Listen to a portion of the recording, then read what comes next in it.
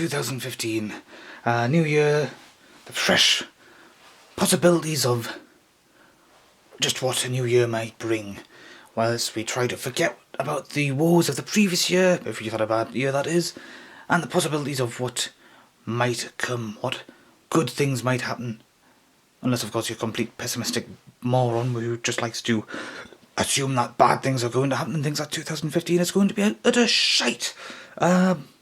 I'm trying not to be like that, so I'm just going to go and do a review of something. So in here, this is something I picked up, intending it to be a Christmas gift and then thinking, no, nobody I knows would actually like anything like that. So I decided to keep it for myself, and it's one of a number of different things that I decided to keep for myself as well. It's saltwater engine car. It's environmentally friendly. Fuel cell engine car kit powered by salt water. So basically, you need to take a trip to the beach to get fuel for it. Not actual size, apparently, if it will focus. Do I have to do it manually? You camera people!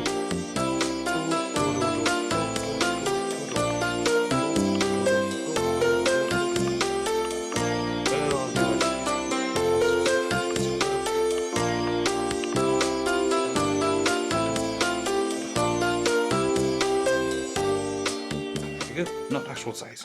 Finally focused. Don't know how long that took, but there you go. I'm going to move it away now anyhow, so let's see, will it autofocus? Yes, the autofocus works a treat, as long as you don't get it too close. So let's see, what else have we got here? General information that the autofocus can't get onto. It's a new camera, people, I'm getting used to it. Slowly but surely. It's educational and fun. It demonstrates how a real V8 engine works. That's a V8? Really? It's four-wheel drive, it's eco-friendly, clean energy. All materials used in this kit are safe. Blah blah blah blah blah. Technical department contents, full instructional leaflets, requires assembly, which is part of the fun of these things. And then there's a bit of a breakdown here to show you what's what. The engine and the fuel cell and so on. Look, it's just like the old Airfix models I used to make as a kid. It's all connected like that. So I'm going to be having quite a bit of fun with that as I put it together. Anything else that we should be aware of? On the back, all the familiar logos, choking hazard and so on. Made in Taiwan. And then the 5. Yes, that's a 5. Well, I'm going to put that together and see what we get. Well, I tried.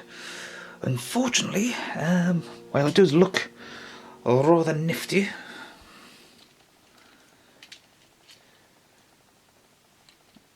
unfortunately when I put the power cell in, it doesn't actually seem to want to work.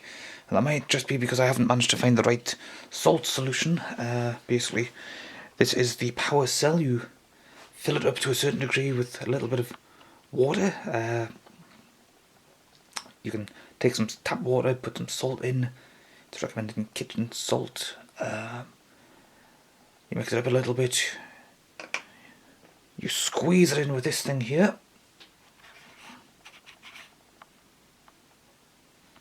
Which it won't focus on at the moment, but take my word for it. Oh, there we go. There's this thing here. It's a little bit of a cheap syringe thing.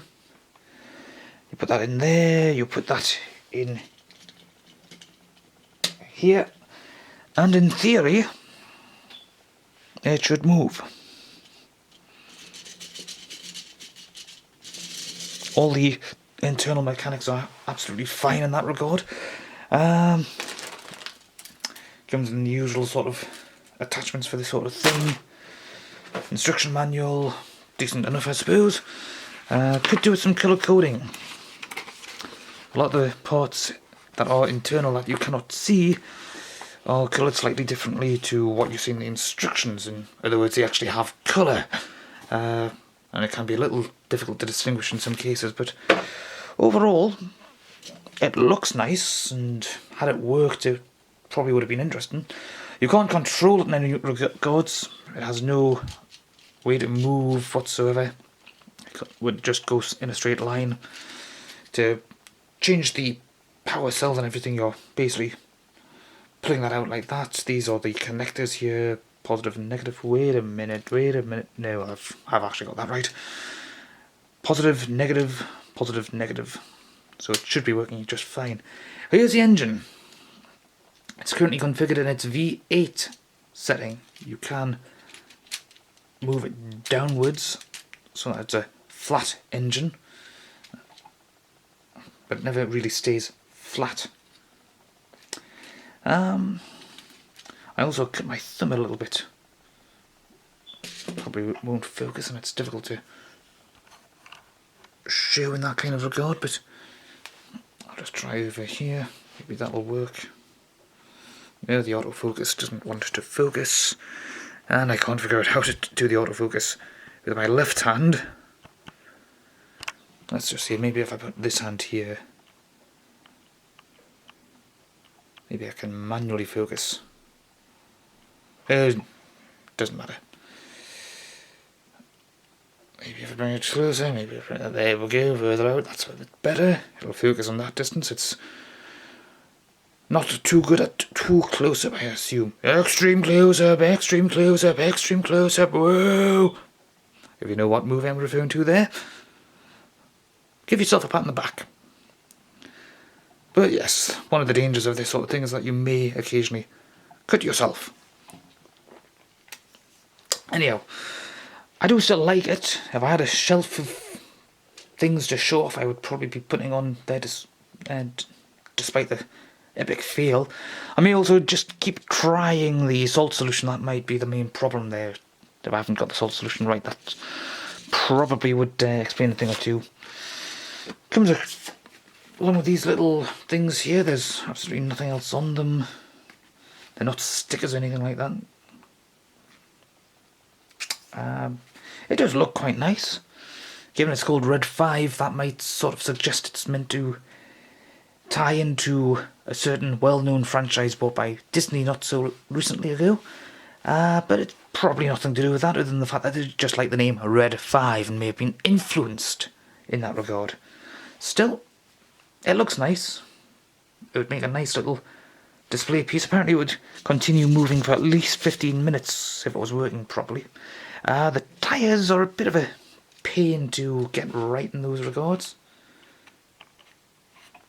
Okay, you've got these little bits here that are meant to sort of snap into place to hold it together. Sort of works, sort of doesn't work. Okay, and of course the eagle eyes amongst you might be wondering what that tomato soup is. That's not tomato soup. That's just the sharp pointy bits in action. Well, I'll leave it at that, and I'll let you all get on with your lives, because I'm sure you've got much better things to do than continue watching me ramble on about nothing. Or maybe you don't. Who knows? If you don't, that's rather sad. You might want to look into that. Toodle pip!